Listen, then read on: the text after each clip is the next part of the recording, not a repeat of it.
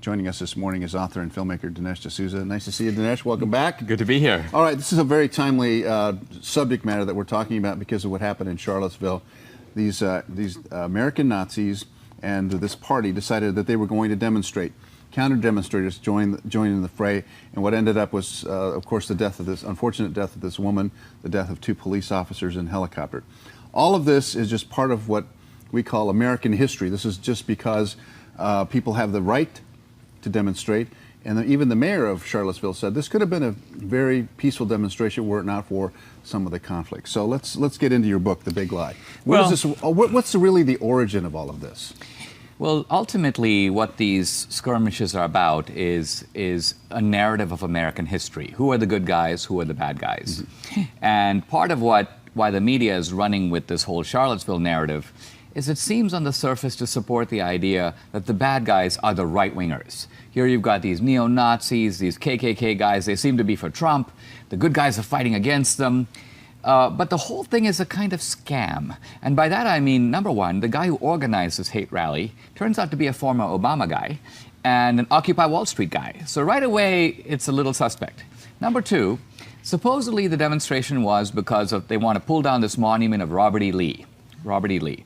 Now, Robert E. Lee was... He was a Confederate president. He was the leader, yeah, the general. The general of the Confederacy. But he was a military guy. Right. And in fact, he was such a good guy that Lincoln offered him the supreme command of the Union forces. Lee was a Virginian, so he refused to go to war with Virginia. Mm-hmm. But he was against slavery, and he opposed secession. He didn't want the South to secede. So if you're looking for a symbol of slavery and secession, don't start with Robert E. Lee. There are lots of bad guys. Robert Byrd, we were mentioning a moment ago. Senator Byrd from West Virginia. Senator Byrd was a high-up guy in the West Virginia Ku Klux Klan. And yet here's a guy who was called the conscience of the Senate, lionized by Hillary, Obama, Bill Clinton was at his funeral. Half of West Virginia is named after this guy. You drive up West Virginia, Robert Byrd School, Robert Byrd Highway, Robert Byrd this. And he was a grand wizard with the KKK. And no one's pulling his statues down. So part of what I'm getting at is this. The left has sort of constructed this lie that the Klan was on the right. The Klan was actually the domestic terrorist arm of the Democratic Party. That the Nazis were on the right. Wait a minute. Hitler was a National Socialist. That was the name of his party. Mm-hmm. Mussolini was a Marxist. So the real fascists were on the left. And in fact, they were in bed with the American left. So how did this get twisted? After World War II, when the images of the concentration camps came out, these emaciated people, fascism became totally discredited. Mm-hmm. And the progressives who were coming to power in America, in the academy, in the media, they knew the record.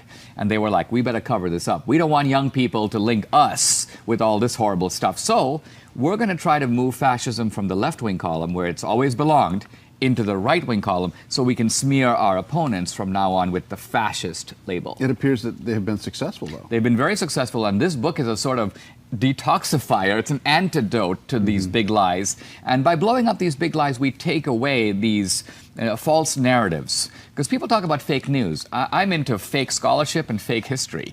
And that's a big problem in this country, too. But how do you denounce hate? I mean, the thing about this is that the label is hate.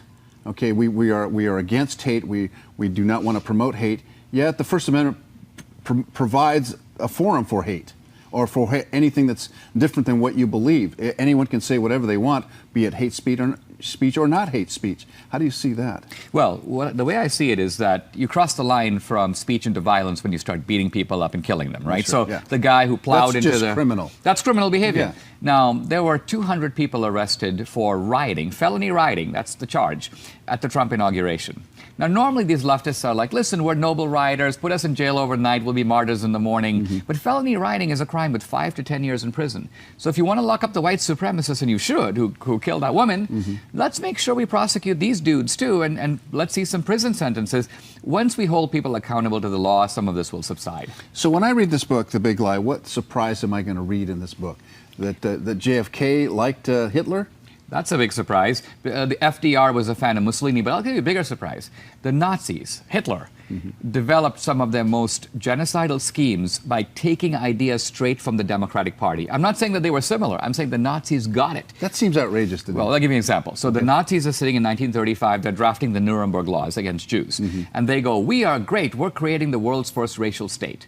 One of the Nazis stands up and he goes, I studied in America the Americans have beaten us to the punch. The Democrats in the South already have segregation. They already have state-sponsored discrimination. They already outlaw intermarriage. Everything we're trying to do to Jews, they do to blacks. Let's take their laws. We'll cross out the word black, we'll write in the word Jew, and we're home free. So the Nazis then pulled together all these American laws. We have the transcripts of these Nuremberg meetings.